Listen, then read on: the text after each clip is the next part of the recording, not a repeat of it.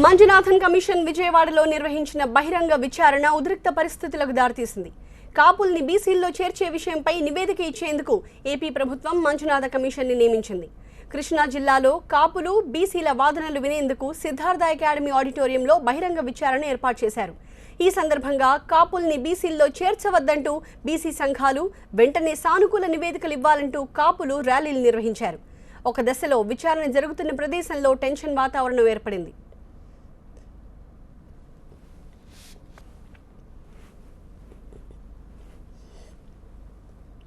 కాపుల్ని బీసీలను అనేక వృత్తి కులాలు నిర్వీర్యమైపోతాయని ఆందోళన వ్యక్తం చేశారు బీసీ సంఘాల నేతలు. కాపులు రాజకీయంగా బలీయమైన శక్తిగా ఎదగడంతో అన్ని పార్టీలు వారికి మద్దతిస్తున్నాయని బీసీ సంఘాల నేతలు ఆరోపించారు. కనీస ఉపాధి లేక వృత్తులు నాశనమై అనేక బీసీ కులాల వారు అడుక్కుని జీవిస్తున్నారని ఆవేదన వ్యక్తం చేశారు. మీరు ఎప్పుడన్నా ఎవరికన్నా ఈ సమాజంలో చేతి వృత్తి పని కానీ ఇంకేదన్నా పని కానీ చేసి ఉన్నారా? మేము చేసాం, మీకే చేసాం, మీకు చేసాం, ఇంకా ఉన్నత వర్గాలకు చేసాం. ఈ సమాజంలో ఉన్న ప్రతి ఒక్కళ్ళు కూడా పని చేస్తున్నది మేము, ఆకలితో ఉంటుంది మేము. మా రిజర్వేషన్స్ లేకపోతే మాకు ఇచ్చే ఈ ప్రభుత్వం కొద్ది గొప్ప ఉన్నటువంటి సహాయ సహకారాలు కూడా మీకు కావాలని కోరుకుంటున్నారు అంటే ఇక మీకు సేవ చేస్తూ ప్లస్ మళ్ళీ మేము మా నష్టం ప్రభుత్వంలో వచ్చేటటువంటి రాయితీలు కూడా మీకే కావాలా? అలానే ముఖ్యమంత్రి పదవులు అన్ని పదవులు కూడా మీకే కావాలా? అగ్రవర్ణాలు చాలా దారుణమైన అన్ని పార్టీలు, ఒక పార్టీ కాదండి ఇక్కడ, ఒక్క తెలుగుదేశం పార్టీ కాదు, రాజశేఖర రెడ్డి పార్టీ, వైఎస్ఆర్ పార్టీ కాదు, లేకపోతే కమ్యూనిస్ట్ పార్టీలతో సహా దగ్గర అందరూ కూడా సపోర్ట్ చేస్తూ ఉన్నారు. కాపులకి ఎందుకు చేస్తూ ఉన్నారు?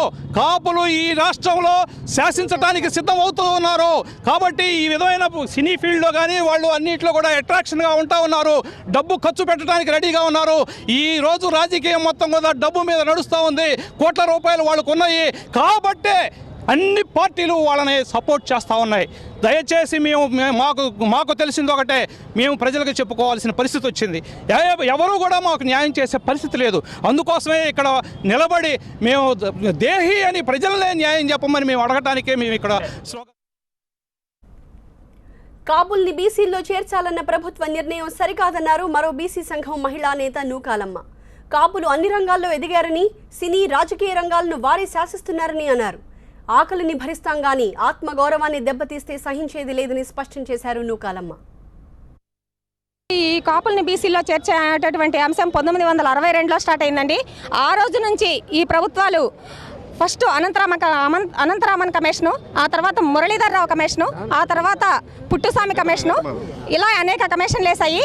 ఈ వేసిన కమిషన్లన్నిటికీ సమాధానంగా హైకోర్టులో వీళ్ళని చేర్చడానికి వీల్లేదు, కాపుల్ని బీసీలో చేర్చడానికి వీల్లేదు అనే అంశం మీద కేసు కొట్టేశారు.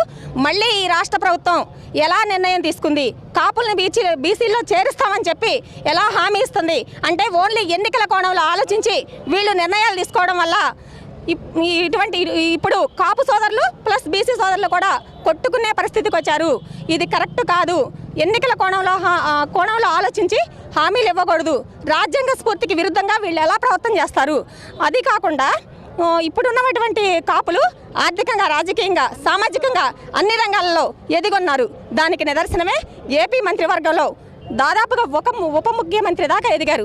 సినీ ఇండస్ట్రీలో వీళ్ళే ఉన్నారు. కొన్ని 2 పార్టీలని శాసించే స్థాయికి ఎదిగొన్నారు. అలాగే ఇవి పేపర్ రంగము ప్లస్ విద్యారంగంలో కూడా అన్ని విధాలుగా ఎదిగొన్నారు. నా బీసీ జాతిలో బుడబుక్కల కులం దగ్గర నుంచి కులవృత్తులు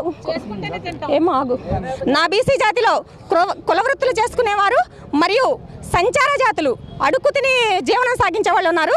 వాళ్ళని ఆదుకోవాల్సిన సమయం ఆసన్నమైంది. ఇలాంటి టైంలో అగ్రకులాలని అభివృద్ధి పేరుతో తీసుకొచ్చి బీసీలో కలుపుతామని ఈ చంద్రబాబు నాయుడు గారు చెప్పడం మేము తీవ్రంగా వ్యతిరేకిస్తున్నాం. అయితే బీసీలకు ఇబ్బంది లేకుండా కాపులను బీసీల్లో చేర్చే విధంగా నివేదిక ఇవ్వాలన్న తమ విజ్ఞప్తికి సానుకూలంగా స్పందించారని చెప్పారు ఏపీ కాపు కార్పొరేషన్ చైర్మన్ రామానుజయ్య. కాపుల రిజర్వేషన్లకు చట్టపరంగా, న్యాయపరంగా ఎలాంటి ఇబ్బంది లేకుండా చూస్తామని హామీ ఇచ్చినట్టు తెలిపారు రామానుజయ్య. కాపు, బలిజ, ఒంటరి తెలగ అందరూ కూడా ఒకే తల్లి పిల్లలు. వివిధ ప్రాంతాల్లో ఉండటం మూలంగా ఒక చోట బలిజగాను, ఒక చోట కాపుగాను, ఒక చోట తెలగగాను, ఒక చోట ఒంటరిగాను ఉన్నారు. గతంలో కొంతమంది రాజకీయ నాయకులు పెద్ద కులంగా ఉన్నటువంటి మమ్మల్ని తూర్పు కాపులను కానీ మున్నూరు కాపులను కానీ బలిజల్లో కొంతమందికి కానీ రిజర్వేషన్ ఇచ్చి మమ్మల్ని విడగొట్టారు, కొనసాగుతూ ఉన్నాయి. ఈ రోజున ప్రస్తుతం ఉన్నటువంటి బలిజ, ఒంటరి, తెలగ, కాపు కులాలన్నీ కూడా ఒకే తల్లి పిల్లలు కాబట్టి అందరినీ కూడా బీసీలో చేర్చండి, బీసీలో చేర్చకపోతే మరి మా పిల్లలు ఈ మధ్యకాలంలో గ్రూప్ 1, గ్రూప్ 2, గ్రూప్ 3 రాస్తే వాళ్ళు అవకాశాలు కోల్పోతూ ఉన్నారు, కాలేజీలో సీట్లు కోల్పోతూ ఉన్నారు, అదేవిధంగా అనేక రకాలుగా ఇబ్బంది పడుతూ ఉన్నారని చెప్పి ఆ విషయాలన్నీ కూడా ఆయన ముందు పెడితే తప్పనిసరిగా మరి 12 జిల్లాలు పూర్తి చేసుకున్నాం. ఈ జిల్లాతో ఇంకొక జిల్లాతో పూర్తిగా పోతూ ఉంది. రాష్ట్రమంతా కూడా తిరిగాము. తప్పనిసరిగా సానుకూలంగా ఆయన స్పందించడం జరిగింది. తప్పనిసరిగా కాపుల్ని బీసీలో పెట్టడానికి కావలసినటువంటి అనుకూలమైనటువంటి వాతావరణం ఆయన దగ్గర నుంచి కనపడతా ఉంది. తప్పనిసరిగా ఆయన రేపు మార్చి లోపల మరి ఆయన యొక్క వ్యవహార శైలి చూస్తూ ఉంటే తప్పనిసరిగా సబ్మిట్ చేస్తే తదుపరి కార్యక్రమాన్ని మరి చంద్రబాబు గారు కేంద్రంతోనూ బద్మాలి మొత్తం అందరితో కూడా ఇంకొక విషయం కూడా ఒకటి రేజ్ అయింది. ఇప్పటికే 50% ఉంది కదా, మరి దాన్ని మరి 50% రిజర్వేషన్ ఉంటే సుప్రీంకోర్టు ఆర్డర్స్ ఉన్నాయి కదా అని చెప్పి దాని మీద కూడా రేజ్ చేయటం జరిగింది. ఏదైతే కేరళ, కర్ణాటక, తమిళనాడు, రాజస్థాన్ ఈ రకంగా అదనంగా ఉన్నటువంటి మరి కమిషన్ ద్వారా చట్టాన్ని సవరణ చేసుకుని ఆ రాష్ట్రాల్లో ఏ రకంగా అయితే అదనపు రిజర్వేషన్ ఉందో అలాంటి రిజర్వేషన్ను ఏర్పాటు చేసి బీసీలకి అన్యాయం జరగకోకుండా, బీసీలకు ఇచ్చినటువంటి రిజర్వేషన్ ఏమాత్రం కూడా వాళ్ళకి నష్టం జరగకోకుండా ఇవ్వమని చెప్పి మేము అడగటం జరిగింది.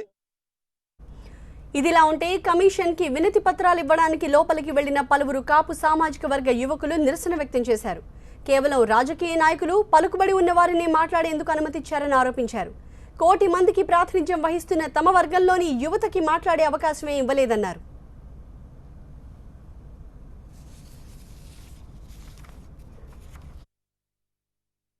పొద్దున నుంచి కూర్చుంటే అన్ని కులాల వాళ్ళకి టైం ఇచ్చి మధ్యాహ్నం నుంచి మీరు 2:40కి రండి అన్నారు. 3ంటికి వాళ్ళు వచ్చి తీరిక 3:30కి స్టార్ట్ చేసి 1 అవర్లో మా మొత్తం 4-5 దగ్గర మాటలు తీసేసుకొని మీరు చాలా కులాలు ఉన్నారు, చాలా కమిటీలు ఉన్నాయి కాబట్టి మేము ఎంతమందికి అవకాశం ఇవ్వమని ఇచ్చారు. ఇచ్చినప్పుడు మేము చెప్పినప్పుడు మా దగ్గర అప్లికేషన్ ఫిలప్ చేసాం. అన్నిటికీ వాళ్ళు రిసీట్ ఇవ్వాలి.